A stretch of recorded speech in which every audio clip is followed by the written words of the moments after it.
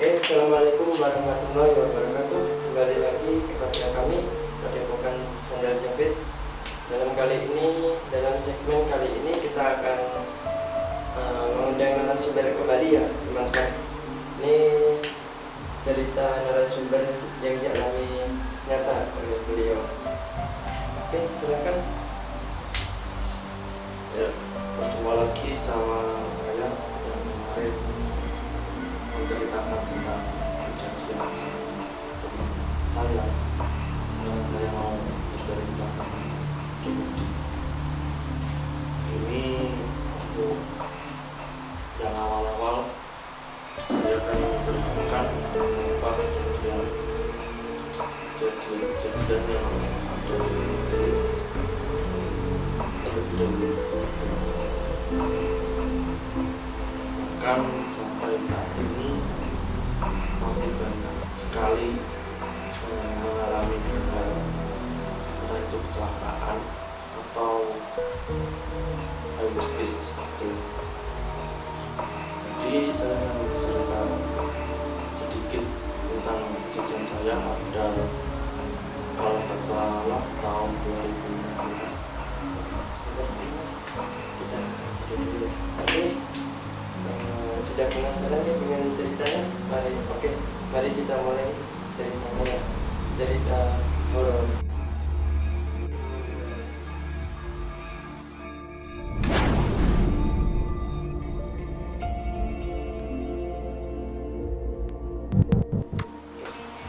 Jadi pada saat itu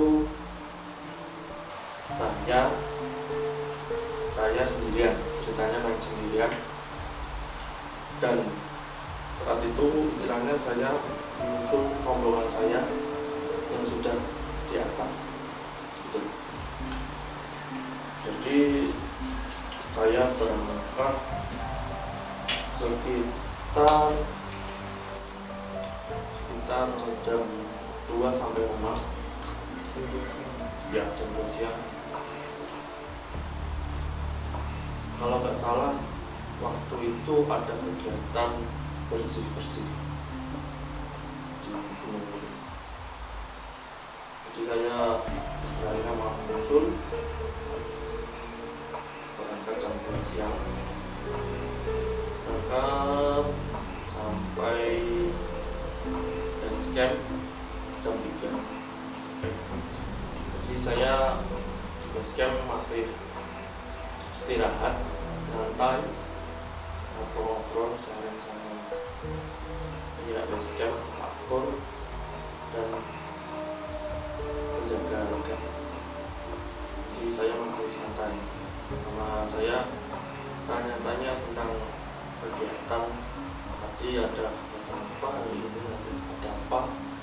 Kalau nggak salah harinya tetap Sabtu malam Minggu. Ya, pada tahun 2016 itu masih jarang pendaki yang menaik ke Gunung Wilis. Ya, mungkin mulai ramai Gunung Wilis itu sekitar 2019-an, itu sudah mulai booming, istilahnya sudah naik. Di 2016 itu mungkin hanya beberapa rombongan. Habis itu saya packing, di situ saya masih belum ada orang sama sekali untuk naik. Jadi saya masih memikirkan mau naik atau tidak. Soalnya itu saya ke Gunung Wilis itu istilahnya sudah istirahat lama lah, mungkin ada 2 sampai 3 bulan. Itu termasuk lama bagi saya. Di sekitar jam 4:30 atau jam 5 saya naik sendiri dengan posisi membawa karier sekitar 80 liter untuk biar saya naik dan aman. Jadi saya berangkat, doa sendiri, saya berangkat. Ini masih nyantai, saya istirahat di pohon. Ini masih perbatasan kebun warga. Saya istirahat sejenak, soalnya nunggu yang di belakang ini ada orang atau enggak. Jadi mau masuk regenerasi Entah. Ya. Jadi saya sebelum naik pun sudah tanya untuk yang sudah naik ke atas itu sekitar jam berapa. Kata penjaga loket itu sudah ada yang naik, tapi nggak tahu sekarang sampai mana, belum tahu. kira-kira itu jaraknya sama yang di depan sama apanya ini sekitar berapa menit atau jam? Kayaknya jam, mungkin ada 1 jaman lebih. Dengan beban yang sangat berat, jadi ya saya santai, jalannya santai. Saya dulu jalurnya bukan jalur yang sini, ini jalurnya masih es, jalur yang batas vegetasi yang lurus itu masih rumput, itu jarang dinaiki begitu. Jadi saya dulu itu memutuskan lewat jalur sini, lewat jalur yang Sejarah yang lurus itu, sampai di perbatasan Kempil Kubu itu saya masih aman. Itu di bawah pos 1 ya, masih belum pos 1 itu kondisi sudah suruh gelap, mungkin sudah 5:30 kurang lah sedikit. Saya soalnya santai banget itu, sama nunggu yang belakang mungkin ada atau enggak gitu. Jadi posisi itu pos 1 itu masih ada pos, tapi bukan warung. Dulu itu kalau nggak salah pos 1 itu masih di sebelah hampir sini, terus di kanannya sini. Saya dari Gubuk naik, tiba-tiba saya lemes. Jadi di atasnya pos 1 belum sampai ke sana.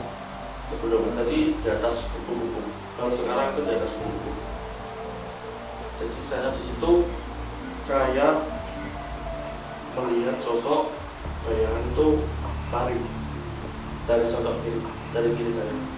terus dari belakang ke depan. Padahal itu seingat saya di jalur itu nggak ada jalurnya. Kalau sekarang itu jalur yang dilewati untuk ya jalur yang sini itu buat ojek untuk mengambil orang-orang yang sakit. Tapi kalau saya lihat itu bukan jalur itu, jadi kayak di samping saya, bus, saya tiba-tiba itu shock mas. Saya berhenti sejenak, istilahnya saya merilekkan tiongkok senang itu Tenang gitu ya, menenangkan diri. Saya lanjut sampai pos 1 dan ini saya muntah-muntah. jadi itu pas satunya masih ada warnanya nggak ada kejadian? belum sama sekali, masih rumput. Dulu mungkin jalurnya cuma sedikit. Ini sini ada dua orang di sampingnya. ya lebih sedikit. Tapi di sini masih ada tempat longgar yang sekarang jadi kebun. Jadi saya di situ istirahat, muntah-muntah. Saya melihat sosok bayangan lagi. Saya lihat, tapi saya nggak mau bicara, soalnya saya sendirian posisi. Senter sudah saya nyalakan waktu itu, bahwa saya kondisi drop. Hanya melihat sosok bayangan hitam besar. Itu pas di pos satunya itu pada pukul berapa? Hampir maghrib kayaknya. Sudah hampir maghrib. Jadi sosok bayangan itu duduk, bukan berdiri, enggak duduk, tapi bosan. Banyak bulu, banyak bulu, matanya merah. Itu di depan atau di belakang? Posisi saya kan di sini, sebelah sini kanan. Jadi itu kayak agak sangat Di depan yang pandangan. ya di depan banget. Saya melirik sedikit, tapi saya nggak mau melirik terus. Gitu. Habis itu saya bingung mau lanjutin atau mau turun. Jadi saya diam dulu. Mau lanjut ini kondisi saya seperti ini. Habis itu mungkin setelah setengah jaman, udah setengah jam itu rasanya duduk di situ. Jadi sosok bayangan itu pindah-pindah, jalan pindah teman. Di situ saya langsung melanjutkan. Dengan kondisi itu saya kan bawa air sekitar 2 botol. Saya satu itu saya taruh di situ, saya sempritin gitu, soalnya beratan saya berat. Saya lanjut sampai pertengahan pos 2. Setelah pos 2 saya aman, sama pos 2 saya istirahat lagi. Jadi saya sudah melihat yang jalan itu di depan saya sudah ada pendaki, sudah ada. Tapi kondisinya dia sudah naik. Saya soalnya kan capek banget soalnya. Jadi pas malam hari di pos 2 ya. Malam, kondisi malam. Dan pukul berapa? Dari pos 1 ke pos 2 saya mungkin sekitar jam 7 lebih lah. Jadi perjalanannya ini 1 jam lagi. Ya nggak ada 1 jam. Habis itu saya melihat kondisi saya lagi. Saya lihat sekitar aman, sudah aman. Saya masih di situ itu berdoa terus. Sholawat, antara sholawat, bingung, sama melihat kondisi. Sekitar 15 menit saya lanjut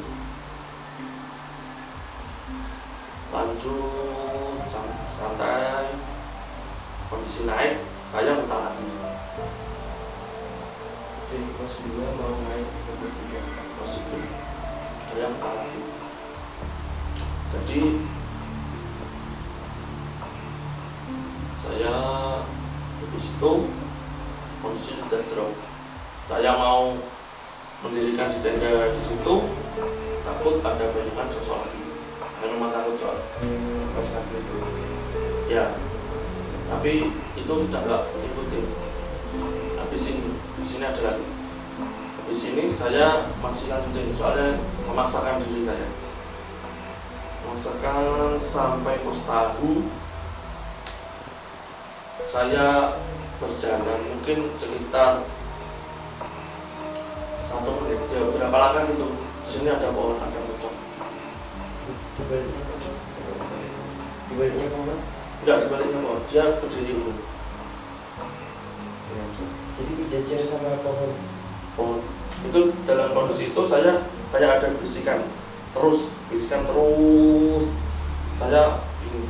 Dalam keadaan drop itu. Drop saya. Ya saya habis itu bingung. PY, nilai ini harus gimana lagi. Saya menusin ke belakang sudah jauh mau balik. Udah terlanjur. Selanjutnya saya pasakan lari. Dalam keadaan drop itu. Drop. Terus antara mungkin capek banget. ngos-ngosan, terus saya lari. Untungnya nggak kesandung, padahal saya coba itu nggak kepung uang, saya nggak lihat kondisi sekitar. Di situ saya lari mungkin sampai pos 3, saya akhirnya ketemu sama rombongan itu. sama rombongan. Alhamdulillah saya, tapi ketika sama rombongan itu saya nggak berani cerita, soalnya itu saya takut mengganggu konsentrasi. Soalnya ada ceweknya juga kayaknya. Rombongan ini sekitar 5 atau 7 orang. Kayaknya sih ngaju sendiri. Jadi saya akhirnya ikut itu. Saya ditanya, "Mas kok ngos-ngosan?" "Iya mas," tak jawab. "Iya mas, ya apa?" "Loh itu mas, soalnya kalau sama anak anju itu biasa keakraban, ngobrol-ngobrol santai, guyon-guyon gitu. Saya nggak mau cerita. Jadi yo, sekarang mas, dapat dewi, iya mas, mau nyusul cak kegiatan bareng. Jadi saya akhirnya bareng. Dari situ saya camp. Dulu camp belum ada di Sabana. Sabana itu masih rata. Jadi camp di Sekaraji. Habis itu saya mendirikan tenda sendiri dan saya sudah ketemu teman-teman istilahnya yang membuat kegiatan itu. Saya bantu-bantu. Habis itu kegiatan yang membersihkan sampah-sampah yang di gunung itu, sambil saya bicara sama teman saya yang laki-laki. Ini dulu saya ini kalau mendaki, kalau cerita itu hanya kepada orang-orang tertentu, jadi nggak semua orang saya beritahu. Jadi yang benar-benar mengerti keadaan itu. Ya, soalnya kalau saya memberitahu seseorang yang istilahnya sedang mencari job atau perempuan atau yang sedang mengalami ketakutan, jadi takutnya nanti ada seperti itu. Jadi kalau di gunung, kalau ketemu makhluk atau yang semacam itu, pastinya jangan lupa berdoa. Tapi yang kedua, tolong kondisikan fisik, istilahnya jangan memaksain kalau kondisinya drop gitu. Kalau kondisi drop, mending kita istirahat. Nah, dan jangan pernah mendaki sendiri kalau belum pernah tahu medannya itu.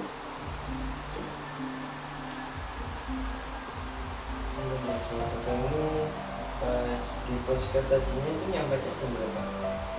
Jam sekitar 8:30 gitu. Tapi dalam kondisi drop, saya sampai sana minta dibuatin mie. Situ habis kegiatan saya turun seperti biasa, langsung lewat jalur yang pada bunga. Ini kalau dari sekitar 8:30, itu dari pas malam sampai paginya kembali itu ada terjadi itu nggak? Ya kondisi saya soalnya drop itu, jadi langsung drop tertidur itu. nggak tertidur sih, ya udah bagi mendirikan tenda. Saya suruh teman saya itu, saya udah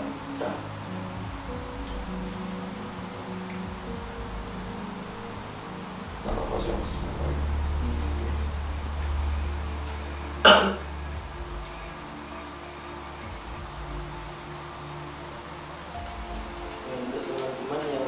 mendaki ke Gunung Wilis nanti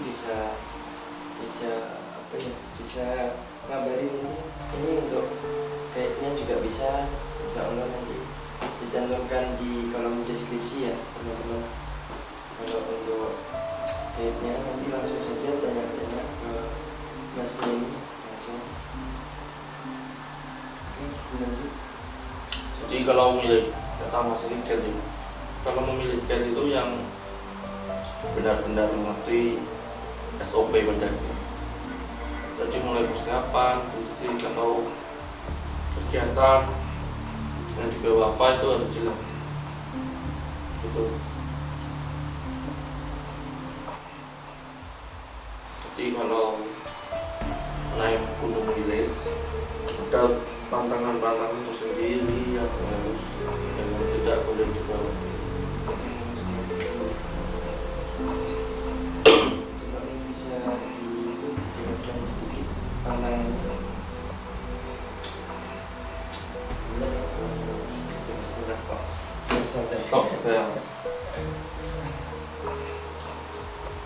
Ini tantangan-tantangan dari beberapa tokoh atau penduduk lokal yang sudah tua atau tetua.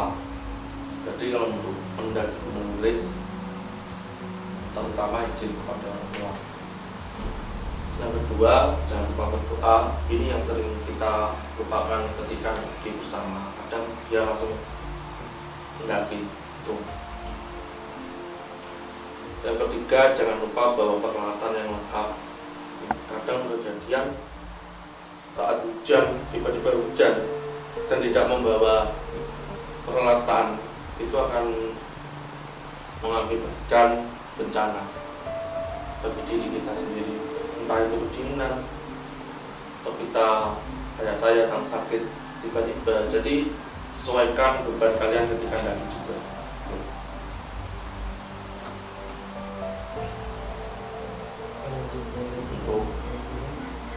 Untuk yang tetua, dari tetua itu katanya kalau mendaki Gunung Wilis itu nggak boleh membawa ikan asin sama tidak boleh membawa terasi. Katanya, tapi beberapa orang sudah membuktikan itu akan terjadi badai atau angin atau apa sebagainya. Jadi kalau ini juga berarti ada istiadat tertentu.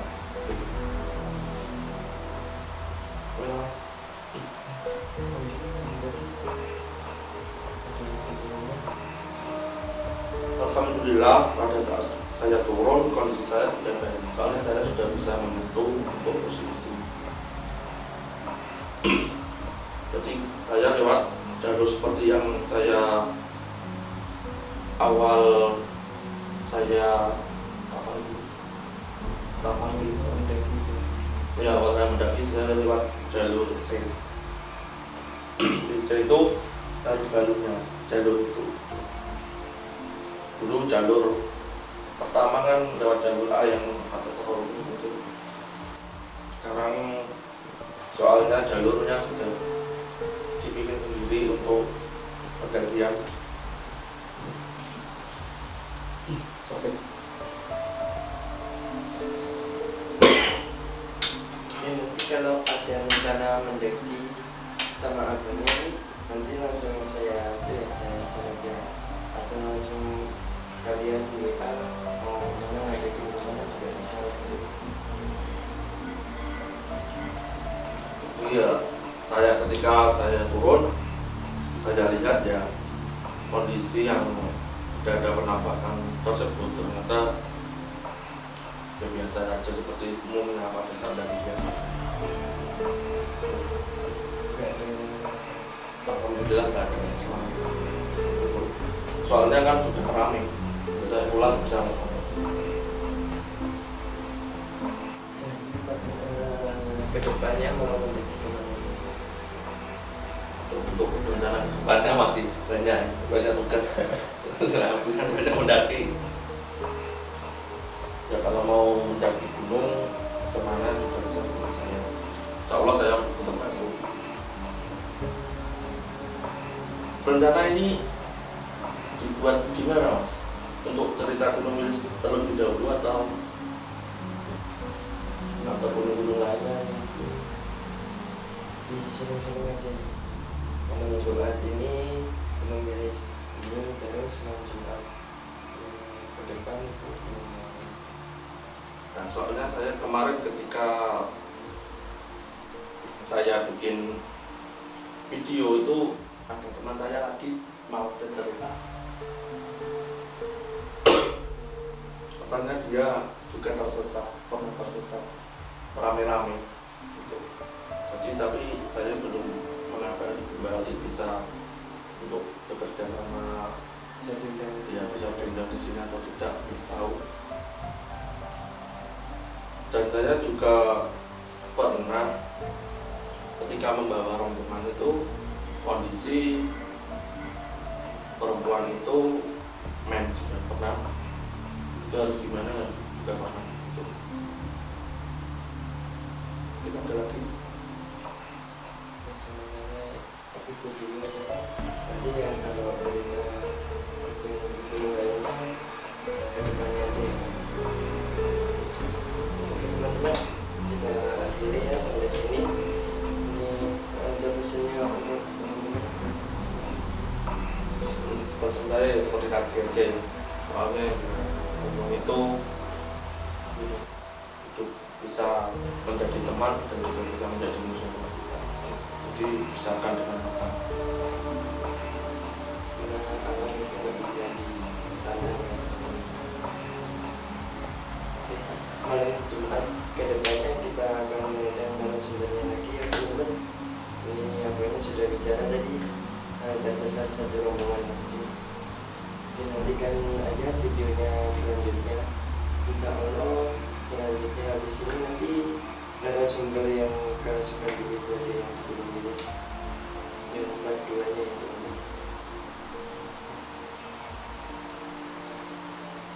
Bagi teman-teman yang ada pengalaman cerita mistis entah di mana pun lah, nggak harus mendaki, nggak harus explore gitu, nggak di kos-kosan gini terus sering terjadi gangguan, itu bisa cerita nanti di deskripsi ya, saya cantumkan email dan WA, nanti bisa langsung saja ngabarin ke admin. Sudah Pak, admin silakan lagi. Oke, kali ini kita akhiri ya teman-teman. Jangan lupa like, comment, subscribe-nya untuk membantu perkembangan ini. Ya sudah gitu aja, kurang lebihnya mohon maaf kalau ada salah kata dari kami, karena manusia juga banyak salahnya ya teman-teman. Jadi nasihatul mustaqim. Assalamualaikum warahmatullahi wabarakatuh. Bis,